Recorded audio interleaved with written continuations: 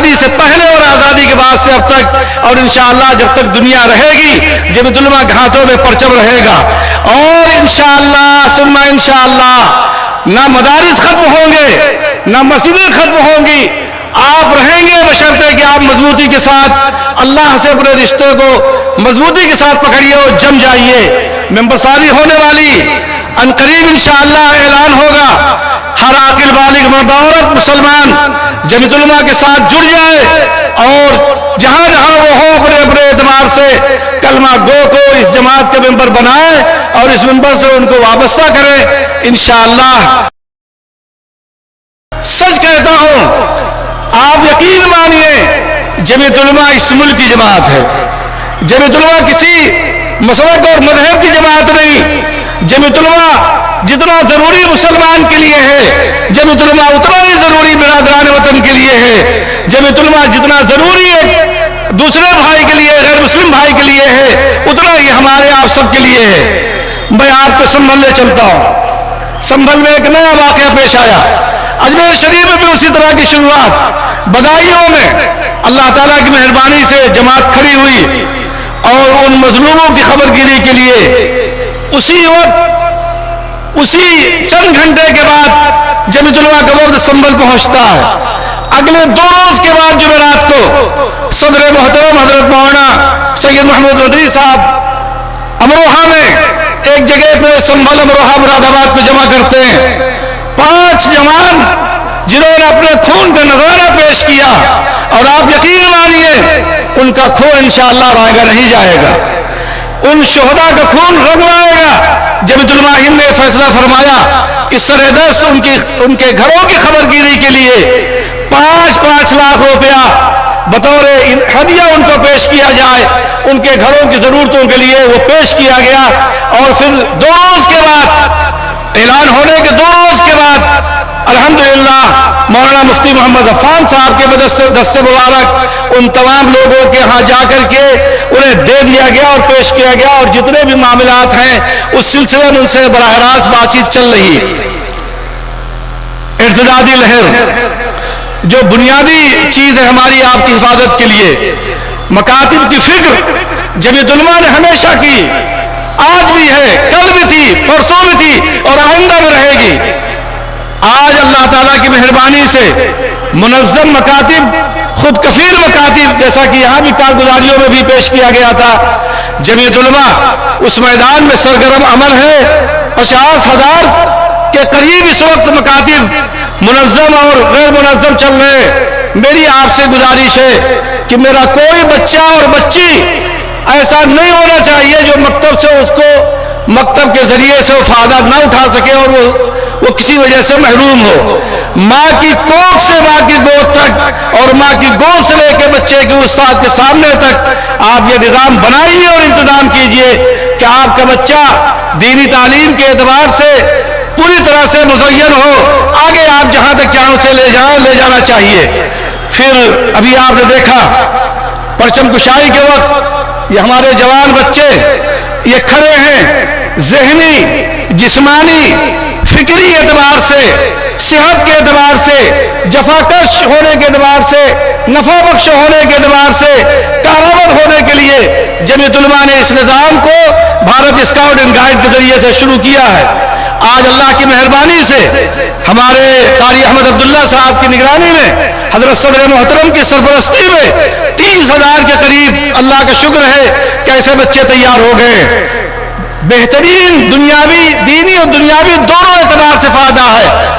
آپ سے میری مؤدبانہ درخواست ہے اسکولوں اور کالجوں کے بچے اور بچیوں کو، پھر اسی طرح سے مدارس کے طلباء اور گاؤں میں جو لوگ گاؤں کے بچے ہیں ان کو بھی آپ سب حضرات جمعیت علماء کے ذمہ دار حضرات، جس طرح سے آپ نے ابھی اپنی اپنی اکائیوں کی کارگزاریاں پیش کی ہیں، اسی طرح سے میری یہ گزارش ہے کہ سبھی لوگ، سبھی احباب اس نظام کو اچھی طرح سے سمجھ لیں.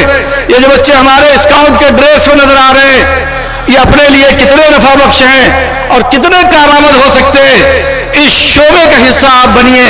ید اللہ علی الجماع، جماعت پر اللہ کا ہاتھ ہوتا ہے۔ پورے ملک میں انفرادی طور پہ بہت اچھا کام بہت سارے لوگ کرتے ہیں، لیکن اجتماعی نظام میں برکت ہے۔ جناب رسول اللہ صلی اللہ تعالیٰ علیہ وسلم سے ہم سب کو اللہ تعالیٰ نسبت عطا فرمائے، ان قریب مضبوط رشتہ ہمارا قائم ہو۔ یہ جھنڈا جو آپ دیکھ رہے ہیں کالا اور سفید، حضرت براء ابن عازب رضی اللہ تعالیٰ عنہ نے ارشاد فرمایا، ان کی روایت کہ جناب رسول اللہ صلی اللہ تعالیٰ علیہ وسلم نے فتح مکہ کے موقع پر کالی اور سفید دھاریوں والا کپڑا استعمال فرمایا تھا۔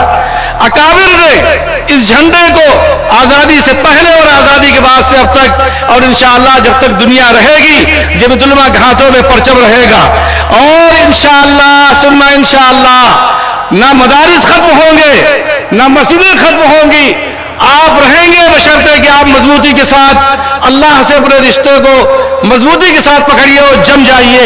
ممبر سازی ہونے والی ان قریب انشاءاللہ اعلان ہوگا، ہر عاقل بالغ مرد عورت مسلمان جمعیت علماء کے ساتھ جڑ جائے اور جہاں جہاں وہ ہو اپنے اپنے اعتبار سے کلمہ گو کو اس جماعت کے ممبر بنائے اور اس ممبر سے ان کو وابستہ کرے۔ انشاءاللہ بہت مفید ہوگا اور بہت نفع ہوگا۔ اللہ ہمارے اس ملک میں امن قائم فرمائے، بدامنی سے اس ملک کی حفاظت فرمائے، جو مریض ہیں اللہ انہیں شفا عطا فرمائے، جو مرحوم ہو چکے اللہ تعالیٰ ان کی مغفرت فرمائے۔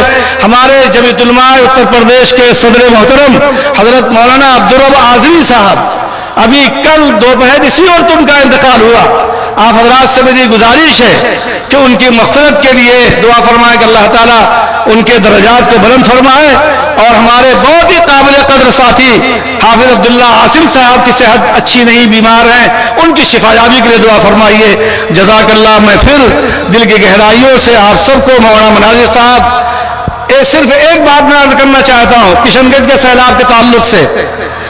کام اللہ خوب لیتا ہے بشرطے کہ آپ کی نیت درست ہو اور آپ میدان میں ہو۔ ابھی کشن گنج اور اس سیمانچل کے علاقے کے سیلاب کے تعلق سے ذکر کیا گیا، روہنگیا کے مظلوموں کی خبر گیری یہاں رہتے ہوئے کی گئی، جایا گیا، مختلف علاقوں میں کام ہوئے۔ یہاں ایک گاؤں ہے، کیا نام ہے؟ کمار منی۔ آپ یقین مانیے جو لوگ کشن گنج کے ہیں میں ان سے کہتا ہوں اسے دیکھ لیں، کمار منی، اس میں 12-13 تالاب کی شکل جیسے گڑھے ہو گئے تھے۔ یہاں کے سیاسی لوگ بھی اس کو بنانے سے نا امید ہو چکے تھے کہ بنے گا اور یہ باندھ روکا جا سکتا ہے۔ اللہ تعالیٰ کی مہربانی سے جمعیت علماء کا وفد یہاں کے ڈی ایم صاحب سے ملا اور ان سے کہا کہ آپ مٹی ڈلوا دیجئے، جمعیت علماء مکان انشاءاللہ بنوا دے گی۔ اللہ کے فضل و کرم سے جہاں بہت سارا کام ہوا، کمار منی میں ڈی ایم صاحب نے ہماری اس درخواست کو قبول کیا، اور سنیچر کے دن تھا، ہم لوگ یہاں سے نکلے، 2 آدمیوں کو چھوڑا، مفتی مناظر صاحب اور مفتی عبدالحنان صاحب کو، میں اور مولانا خالد مفتی جاوید اقبال ہم کسی اور علاقے میں چلے گئے۔ ڈی ایم صاحب کے آفس سے فون آتا ہے کہ ڈی ایم صاحب کمار منی جا رہے ہیں۔ اللہ کا شکر ہوا کہ بھراؤ بھی ہوا اور اس پورے خطے کا باندھ بہت ٹھوس اور مضبوط باندھا گیا تاکہ سیلاب آئندہ نہ آ سکے۔ حکومت بہار سے میری یہ درخواست ہے کہ نیپال کی طرف سے جو سیلاب اور پانی آتا ہے، اس خطے کو بچانے کے لیے یہ ضروری ہے کہ اس طرح کا انتظام کیا جائے جس سے یہ پورا علاقہ محفوظ رہے، آئے دن سیلاب کی لپیٹ میں نہ آئے۔ اللہ ہم سب کی حفاظت فرمائے اور آج کے اس اجلاس کے ظاہری اور باطنی دونوں اعتبار سے قبول فرمائے۔ جزاک اللہ۔ السلام علیکم ورحمۃ اللہ وبرکاتہ، وآخر دعوانا الحمدللہ رب العالمین۔ جزاکم اللہ